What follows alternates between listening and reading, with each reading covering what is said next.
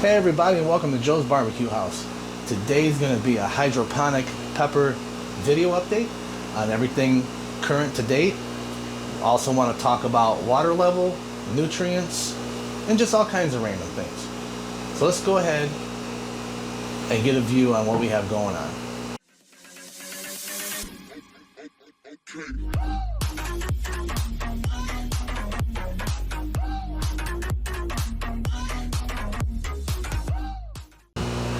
Okay, as most of you guys know that follow me in my Joe's BBQ House group on Facebook, you probably got all the updates here, but I want to go ahead and get this here on YouTube.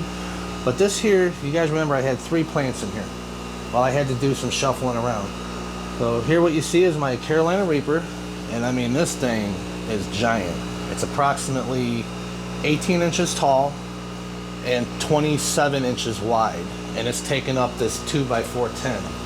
That's one plant. As you can see, she's hanging out here. What I'd like to also mention is I had started experimenting with crossing.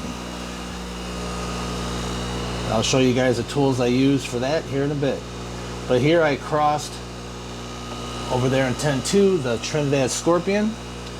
I pollinated this Reaper plant, and I did these yesterday, as you guys can see. Sorry, the tag's upside down. Okay, let's go ahead and move on to the Trinidad Scorpion. Again, this plant isn't quite as big as the Carolina Reaper, but it's catching up. And here I did a couple crosses here, and this thing's flowering everywhere. And I'll show you guys how I pollinate my flowers as well. Over here I took the bubble gum, which is by itself in this tent, and crossed it with, as you can see, the bubble gum to the Trinidad Scorpion. And here's another cross here where I took the Carolina Reaper and brought it back over to this plant.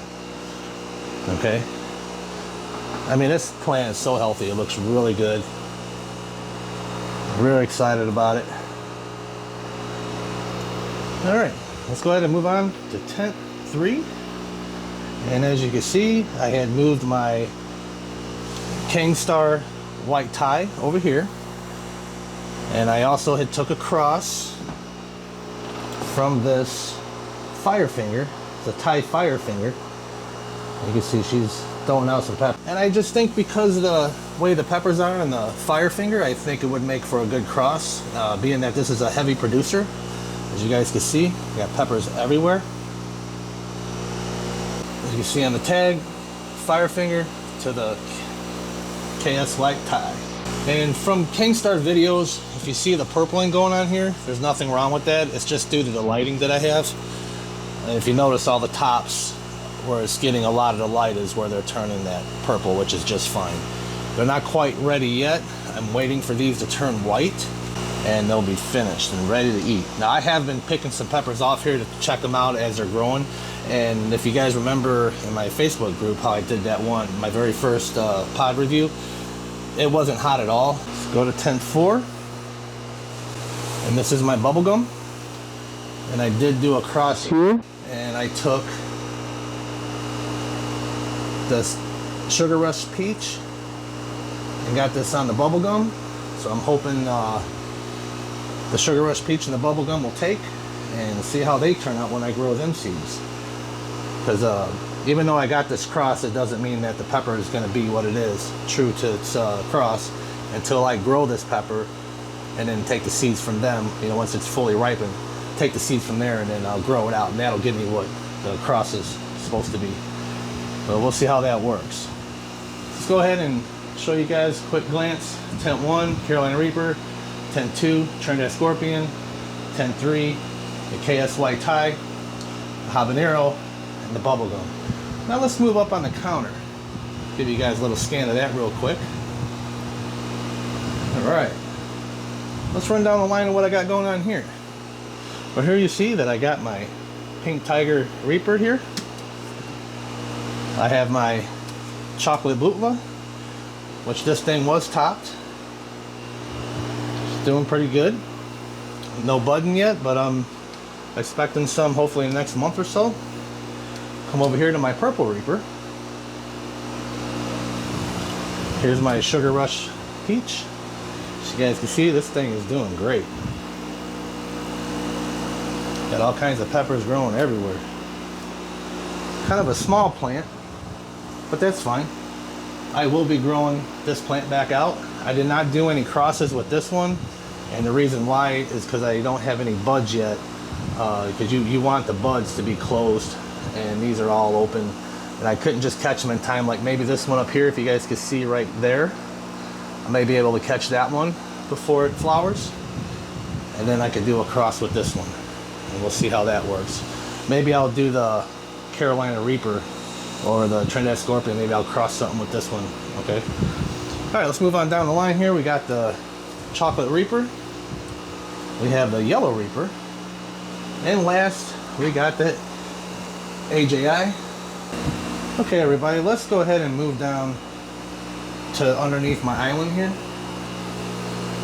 And this one here is my Italian Pepperoncini. Look at this baby go. This is my flowering master right here. If you guys get a look in there, I got peppers growing everywhere. I mean, I know I had some flower drops here, and I got a lot of peppers on the other side of this plant. You guys notice that all these are 12-gallon totes that I had built. You guys can see that on my previous channel at Joe's Pepper House, but I'm uploading all my videos to this channel here. Okay, as you guys can see, I was gonna do a cross here to this plant, but that one already took, if you can see right there, so I didn't bother. I'm sure it'll grow peppers. But this is the Fire Finger, the Thai Fire Finger. And I know I got some peppers growing in here. Let's see, maybe there's some over here. Yeah, as you can see. See the resemblance from the white Thai over there in Temp 3 and these? That's why I'm hoping that these come out pretty good. All these fans are plugged in here to the light, so when my timers go off, they'll go off. And I just switched my lighting. I was going from 18 hours a day to then I dropped it all the way down to 12 hours a day. And I noticed some flower dropping, especially on my yellow horns, which, sorry, they're no longer here. But I did try the peppers that were on there, and they were pretty spicy. I would say a little bit hotter than a habanero. Okay, let's go ahead and talk about lighting. Again, these are my 6-tube, 4-foot light fixtures. I got my 250 watt here, and there's the same lights that are in the tents. There are 3 of them. And what I have learned is 2 plants per light. Okay, 2 plants per light. I do have an extra one in here, but I had to do some rearranging, as you guys seen in my last videos. All right, guys. Now, I had a subscriber talk about my electric bill. They were saying that, well, you mentioned you had 2,500 watts running through your office, so how much does that cost you extra? Well, pretty simple. I talked to the electric company, we ran through the bill. I got to know the bill really well, and come to find out, this office that you see here, my grow room that you see here, is running, it doubled my electrical bill. So I'm paying $120 extra a month in my electric bill to run this system. Now, it could be a little cheaper because I'm not running 18 hours a day with my lights. I was running 12 for about a month or so. Now I'm going to keep it at 14. I think that'll be fair. All right, guys, let's go ahead and talk about nutrients. Okay, here's the nutrients right here that I use. It's all from General Hydroponics. It's their Flora series, and you can get these here bottles in a kit. This here is my pH up and down, which I hardly ever use this. This here is my 2nd bottle that I have used throughout this entire grow so far for about 4 months now. And as you can see right here, I also get them in the gallon. So I have my the Flora series here, and then right there is my the pH. So I get them by the gallon. It's a lot easier. Oh, and I got to show you guys something else. That pitcher right there, it's a 1-gallon pitcher, and that's how I used to fill all of my plants. Okay, and I decided to make it a little bit easier. So I took this stainless steel hose that I got from my mother-in-law for Christmas, and I ran it down into the basement to the water filter, and now I could take this off And I could go anywhere around here and cap off my water. And it is filtered water. Okay, guys. This was awesome. That saves me from running back and forth to the kitchen, having to save me a lot of time. Okay, guys. Also over here, you guys were asking about, well, what do I use to fill my containers? Well, sometimes I use this depending on how much that I need to add. I use this one for my pH only, and I use this one also for my nutrients if I'm not adding a whole lot. Alright, well, here's my Blue Lab EC meter. That's what I use it for. And we'll run through all the numbers here in a second. A lot of you guys are asking about this stone. Well, this is the 12-inch stone as I had on my parts list on one of my other videos. And again, check out Joe's Pepper House, which I don't upload there anymore. But here is the 12-inch stone I got from Amazon. They're like 20 bucks per stone. They do have these like steel ends here, which I've never had a problem with corrosion or anything like that. They work great. Alright, and this is just a cheap pH meter that I use for all my stuff. I keep all my stuff between 5.8 and 6.0 for the pH. My EC values, it just depends on the plant. If it's a seedling, like say for example, these right here. So for example, you can see here, I take notes. This is my water change. That's when I did the water change. This is my newts and it's quarter strength. This is my pH level, which is 5.8, my EC at 0.8. That's because it's just a sealing. You don't want to run full. I won't run these in vegetation mode. Now with this one here, you can see the EC value. Instead of it being 0.08 over here, I got it up a little bit higher, even though it's quarter strength. But in this one, there's also less water, because what I do is I lower the water levels, and we'll talk about water levels here in a minute. I don't want this video to be too long for you guys, but a lot of you guys have asked for this information, so that's why I'm delivering. Okay guys, you were wondering how I pollinate. Well, here's what I pollinate with a toothbrush. Very simple to do. All you gotta do is turn it on, and when your flower is bloomed, you just come over here and tap on it, and bam, that's it. That's all you gotta do. Now, you can also reach in there in a good spot and shake the plant, or you can have a fan blowing, but I find it more effective using this. I guarantee pollination using an electric brush, because I've shooken plants and used this brush and still got a lot of extra pollen off. And of course, if you guys wondering how I did my crosses, these are the cuticle trimmers here. They're on Amazon for 10 bucks. Okay, just little cuticle trimmers, and you peel your buds off. And okay, and then here I got the Ziploc baggies that you saw. I got these on Amazon. I got a big, like a 600 pack or whatever, different sizes, because I was unsure what to use.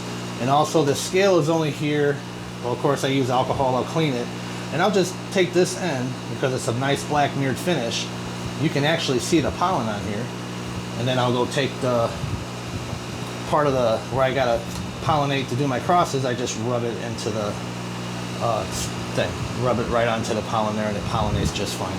And as you guys know, this is how I keep track. This is my average temps. Okay, this is my indoor temps. These are my, what's going on around the whole area where the plants are. And I seem to be doing fine with it. Okay guys, here's the CalMag that I do use only in vegetation mode. So like say for example, even with these, if I'll do a water change and I'm putting fresh water, I just use half of what they recommend of this, because I'm using tap water, and everything works out fine the way I'm doing it. Everybody has their own opinions, but that's just the way I do it, and I'm just showing you guys what has been working for me. All my plants get treated the same. It just depends on the newt level and my water levels and everything like that. Okay, let's go ahead and talk about water changes. Okay, these are 12-gallon totes, and what I do is I take my pitcher when I wash this all out and fill it up. This mark here is my 7-gallon mark, all right? And that puts the water, one second here, that puts the water right under the net pot. And when I start to see roots growing out of that net pot about to touch the water, I'll come down and just put 5 gallons of water to this point right here. That way there's enough bubbles there to capture those roots and force those roots down into that water. Basically like you see right here. So you can see we're at the 7-gallon mark. When we come over here, we're at the 5-gallon mark now. All right. As you can see, the roots are touching the water. You can see my air roots there. This plant's doing very well. Again, it's my chocolate reaper. So there's that. My EC levels, it just all depends. Like I said, I start going up in nutrients, which means your EC will go up higher. Like for example over here, when I did this water change. All right, this one here is the 1, 2, 3 method with the Florist series, and as you can see, they have a chart here. You can see the 1, 2, 3 at the bottom. That's blooming and ripening. You know, blooming and ripening. That's where I got it at. And that throws my EC value with my tap water of 3.2 to 3.6. Some may say that's a little high, but some say it's fine. My plant seems to be doing very good with this setup, so that's what I'm going to stick with. And over here you can see my pH levels at 6 on this one. Okay, so that's pretty much covers the water changes. Like for example with this seedling here with EC values of 0.8, okay, quarter strength, and my pH is at 5.8. Oh, that's another thing. I've been learning what I like to do is run my seedlings when I take them out of the dome, the heat dome that I use, and when I plant them into these, I like to keep my pH levels at 5.8. And then when they get up, say like this chocolate butla, I would bump it, or I'm sorry, I'd bump the, in vegetation mode, I bump it to 6.0. Does that matter? Probably not. But it's very important, guys, to keep notes on all your stuff. Try not to lose your tags. I've done it once before, but I know what the plan is. Actually, that plan is no longer here. Okay, everybody, I think I rambled on enough on this video. I would like to know if you have any other questions for me. I will get the video out as soon as I can. As you guys can see, I've been mixing up my videos. I'll do one barbecue, one pepper, and we'll do that for a little bit. So I'm trying to get, my playlist going on in the pepper side, and then of course you guys know my other playlist. Yeah, you guys got to check that out. But yeah, I mean, that's about all I have for you today. Like I said, if you have any other questions, leave them down in the comment section, and please don't forget to subscribe to my channel. Have a great day.